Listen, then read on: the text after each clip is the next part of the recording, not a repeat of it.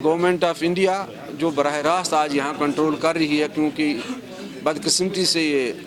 हमारी जो रियासत है वो अब यूटी बन चुकी है, तो जितनी जल्दी यहाँ इलेक्शन हो, जितनी जल्दी एक सिविल सियासी हुकूमत कायम हो, उतना यहाँ के लिए हमारे मफाद में है। तो हम कोशिश कर रहे हैं, सरकार से बार बार हम ये मुतालबा कर रहे हैं, बार बार इस बात को दोहरा रहे हैं निजी महफिलों में भी, मीडिया के वसातत से भी, कि इलेक्शन जितनी जल्दी हों इतनी जल्दी होने चाहिए और डिलिमिटेशन जो है वो जल्द अज जल्द वो प्रोसेस कंप्लीट किया जाए और लोगों को अपना जमहूरी हक इस्तेमाल करने का मौका दिया जाए। एक बात है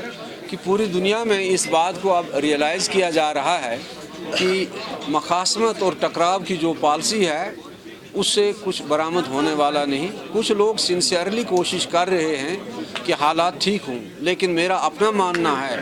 कि हिंदुस्तान और पाकिस्तान के ताल्लुकात हों, फ़लस्तीन का मसला हो या अफ़गानिस्तान का मसला हो, ये तभी हल होंगे जो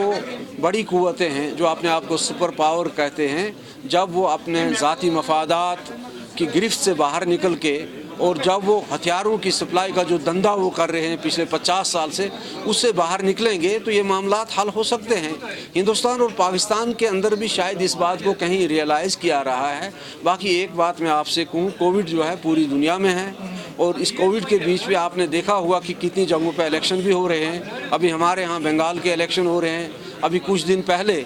गिलगित बल्तिस्तान में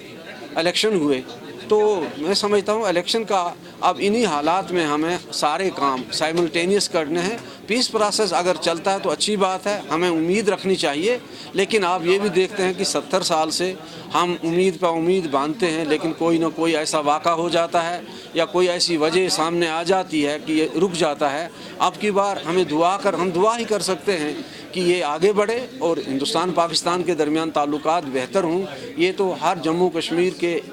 हर शख्स की ये दिली ख्वाहिश होनी चाहिए, हमारी तो और भी ज़्यादा है, क्योंकि जब ये लोग आपस में सुलह करते हैं तो हमें कोई ज़्यादा फ़ायदा तो नहीं मिलता, लेकिन एक फ़ायदा ज़रूर मिलता है कि LOC पे जो गोलियां चलती हैं उनमें कमी आ जाती है। अभी देखिए इस वक्त LOC खामोश है,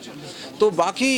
हमें ये फ़ायदा तो मिलता ही है। जब इनका टकराव होता है तो टकराव भी हमारे यहाँ ही होता है, पिच तो हम बनते हैं। तो हमारी कोशिश है, दुआ भी है, और हम बार बार ये बात कहते हैं कि भाई अमन की जो रास्ता है वो बहरहाल तशद्दुद के रास्ते से बेहतर है।